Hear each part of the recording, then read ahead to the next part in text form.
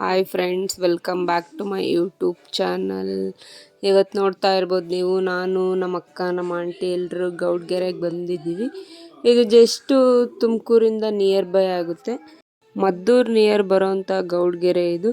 ಈ ಸ್ಟಾಲ್ಸ್ ಎಲ್ಲ ನೋಡ್ತಿದ್ರೆ ನಮ್ಮ ಚೈಲ್ಡ್ಹುಡ್ ಮೆಮೊರೀಸ್ ಎಲ್ಲ ತುಂಬ ನೆನಪಾಗುತ್ತೆ. ಎಷ್ಟು ಚಿಕ್ಕದಾಗಿ ಎಷ್ಟು ಚೆನ್ನಾಗಿದ್ದಾವಲ್ವ ನೋಡೋದಕ್ಕೆ. ತುಂಬಾ ಖುಷಿ ಆಯಿತು ಈ ಜಾಗಕ್ಕೆ ಬಂದ ತಕ್ಷಣ. ಏನೋ ನಮ್ಮ ಚೈಲ್ಡ್ಹುಡ್ ಮೆಮೊರೀಸ್ ಎಲ್ಲ ರೀಕಲೆಕ್ಟ್ ಮಾಡ್ದಂಗೆ ಆಯಿತು. ಇಲ್ಲಿ ಪ್ರತಿದಿನ ಅನ್ನದಾಸೋಹ ಕೂಡ ಇರುತ್ತೆ. ಯಾರು ಬೇಕಿದ್ರೂ ಈ ಅನ್ನದಾಸೋಹಕ್ಕೆ ಸಹಾಯ ಕೂಡ ಮಾಡ್ಬೋದು. ಬೆಳಗ್ಗೆ 10 ಗಂಟೆಯಿಂದ ರಾತ್ರಿ 10 ಗಂಟೆ ತನಕನೂ ಅನ್ನದಾಸೋಹ ನಡೀತಾ ಇರುತ್ತೆ. ಎಷ್ಟು ಜನ ಭಕ್ತಾದಿಗಳು ಬರ್ತಾ ಇರ್ತಾರೆ ಅಂದರೆ ತುಂಬ ಜನ ಭಕ್ತಾದಿಗಳೆಲ್ಲ ಬರ್ತಾ ಇರ್ತಾರೆ. ಫಸ್ಟ್ ನಾವು ದೇವ್ರ ದರ್ಶನನ ಮಾಡ್ಕೊಂಡು ಬರೋಣ ಅಂತ ಬಂದ್ವಿ ಗೈಸ್. ಎಂಟ್ರಿ ಆದ ತಕ್ಷಣ ಏನೋ ಒಂಥರ ಪಾಸಿಟಿವ್ ಎನರ್ಜಿ ಸಿಕ್ತಂಗಾಯಿತು. ಏನೋ ಒಂಥರ ಮನಸ್ಸಿಗೆ ಸಮಾಧಾನ, ಖುಷಿ ಅಂತ ಅನ್ನಿಸ್ತು.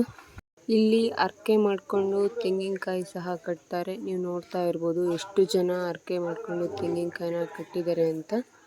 3 ವಾರ 5 ವಾರ 7 ವಾರ ಅರ್ಕೆ ಮಾಡಿಕೊಂಡು 3 ತಿಂಗಳು ಒಳಗಡೆ ಈ ಅರ್ಕೆನ ಕಂಪ್ಲೀಟ್ ಮಾಡ್ಕೊಳ್ತಾರೆ ಗೈಸ್.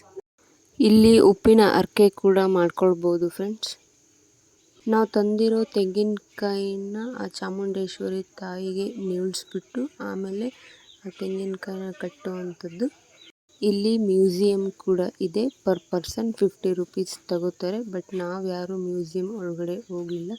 ನೀವು ಯಾರಾದರೂ ದೇವಸ್ಥಾನಕ್ಕಂತ ಬಂದು ಆ ಮ್ಯೂಸಿಯಂ ಒಳಗಡೆ ಹೋಗಿ ನೋಡೋದನ್ನು ಮಾತ್ರ ಮರಿಬೇಡಿ. ಇಲ್ಲಿ ಬಸಪ್ಪನ ಗದ್ದಿಗೆ ಹತ್ರ ಏನಾದರೂ ಕಾಯಿ ಕಟ್ತೀನಿ ಅಂದರೆ ಅಲ್ಲಿ 3 ಪ್ರದಕ್ಷಿಣೆನ ಹಾಕಿಬಿಟ್ಟು ಕಾಯಿನ ಕಟ್ಟಬೇಕಾಗುತ್ತೆ. ಅದರ ಆಪೋಸಿಟಲ್ಲೇ ಅಮ್ಮನ ಗುಡಿ ಕೂಡ ಇದೆ. ಅಮ್ಮನ ಗುಡಿನೂ ಕೂಡ ತುಂಬ ಚೆನ್ನಾಗೇ ಇದೆ.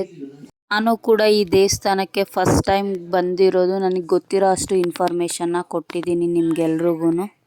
ತೆಂಗಿನಕಾಯಿ ಕಟ್ಟಿದ್ದಾದಮೇಲೆ ಪಕ್ಕದಲ್ಲಿನೇ ಅಮ್ಮನ ಗುಡಿಗೆ ಹೋಗ್ಬಿಟ್ಟು ವಾಪಸ್ ಹೋಗ್ಬೇಕಾದ್ರೆ ಅಲ್ಲಿ ಆಂಜನೇಯಂದು ಒಂದು ವಿಗ್ರಹನ ಇಟ್ಟಿದ್ದಾರೆ. ಅಲ್ಲಿ ಕಾಯಿನೂ ಒಂದೇ ಸತಿ ಇಟ್ಟು ಕಚ್ಕೊಳ್ತು ಅಂದರೆ ನೀವು ಅಂದ್ಕೊಂಡಿದ್ದ ಕೆಲಸ ಬೇಗನೆ ಆಗುತ್ತೆ ಅಂತ ಹೇಳಿ, ಸ್ವಲ್ಪ ನಿಧಾನಕ್ಕೆ ಕಚ್ಕೊಳ್ತು ಅಂದರೂ ಕೂಡ ಆಗುತ್ತೆ ಅಂತಾನೆ.